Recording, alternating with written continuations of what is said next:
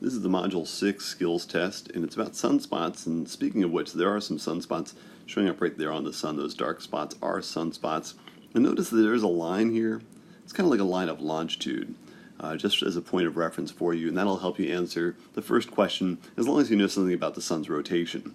And questions 2 and 3 probe more of your knowledge of the sun, including the sun, its structure, as well as the structure of its atmosphere. So you may need to review those sections in your book to help you with questions 2 and 3. Question 4 is kind of a scale question. So again, you just have to choose two objects that could be used as a scale model of the Earth and Sun. You know the difference, the sizes of these objects, and see if that fits with the given sizes of the Earth and the Sun in the question 4.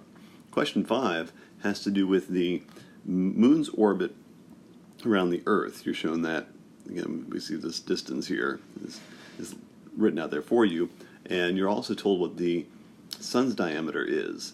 And so it's a matter of comparing the sun's diameter to the moon's orbital diameter. Again, here's the moon's orbit. And so again, you're given the diameter value, see how those two values compare. And then finally, in question 7, you're asked to